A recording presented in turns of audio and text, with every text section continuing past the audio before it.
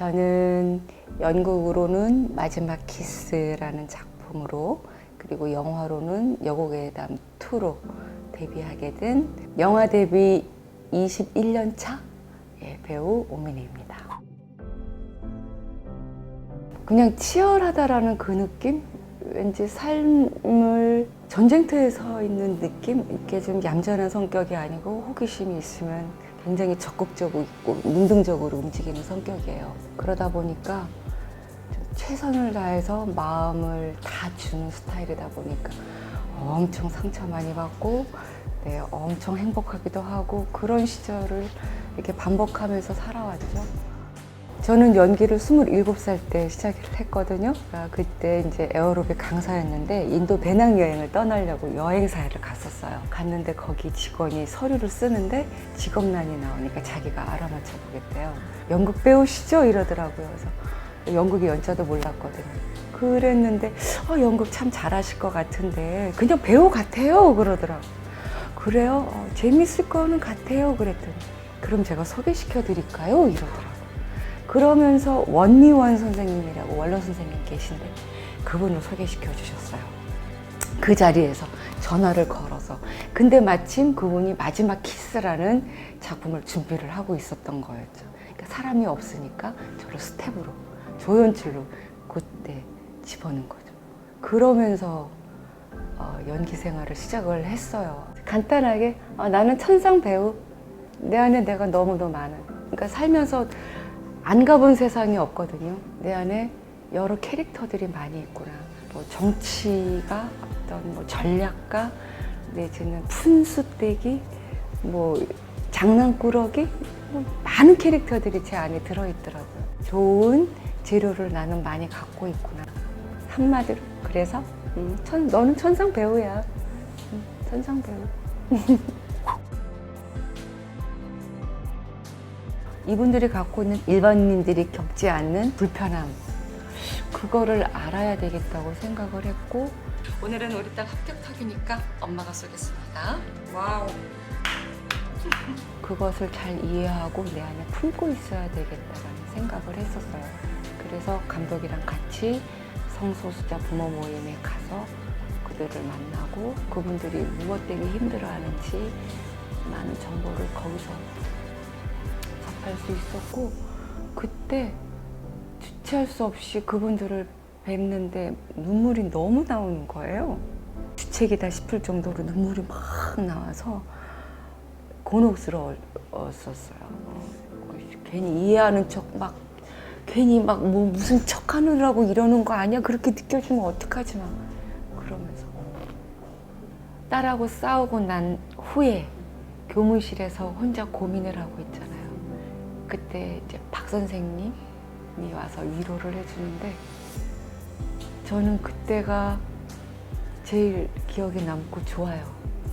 그리고 그 캐릭터 자체도 워낙 배려의 인물이었고 위안의 에너지를 갖고 있는 캐릭터였거든요. 근데 그 배우 자체도 그 에너지를 너무 충분히 갖고 있는 거예요.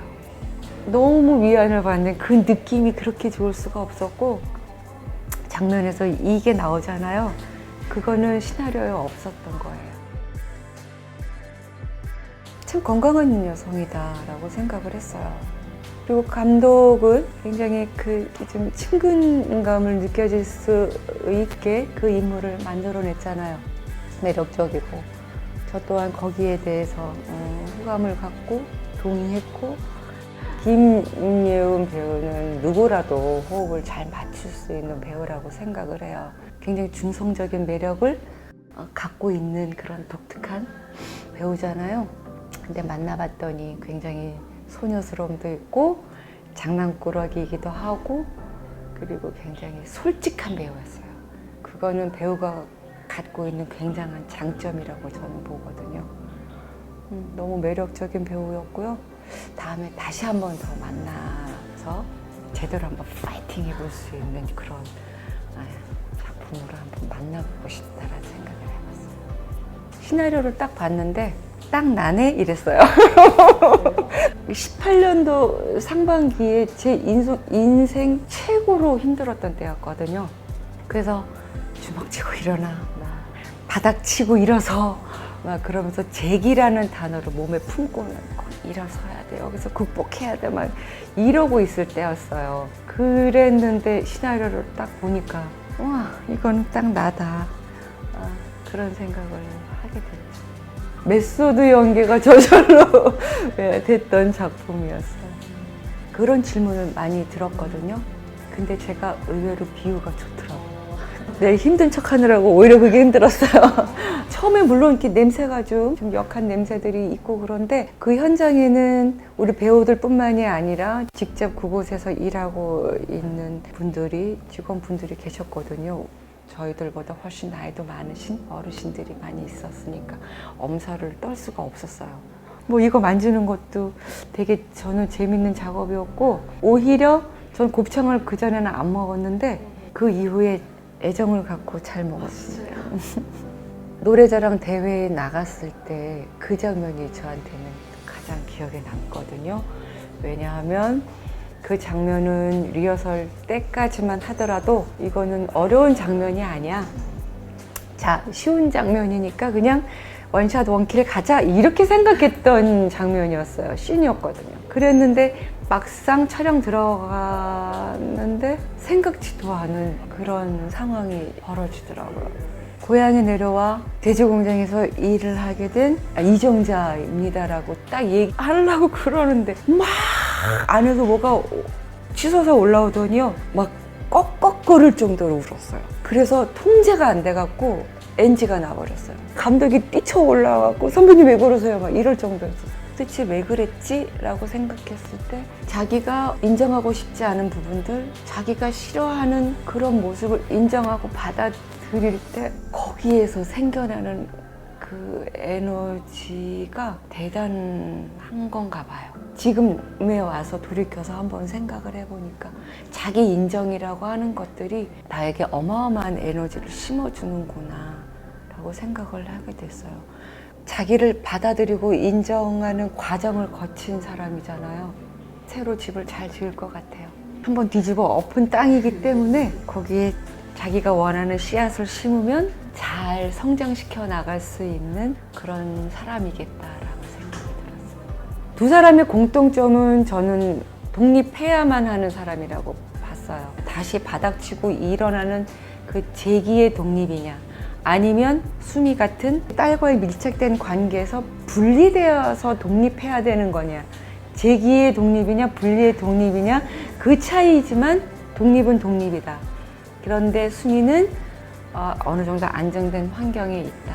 정자는 아무것도 없이 다시 시작하는 존재다. 그래서 응원해주고 싶다. 정자한테 한 표. 저는 안 가려요. 다 좋아요. 버킷리스트 같은 그런 영화들 있잖아요. 삶에 대해서 이렇게 좀 따사로이 얘기해주는 그런 이야기를 이제 중년이 되다 보니까 좀 해보고 싶기도 하고, 또는 제가 좋아하는 것들은 인간의 가능성에 대해서 예를 들면 뭐 릭배송의 루시 같은 영화들 있잖아요.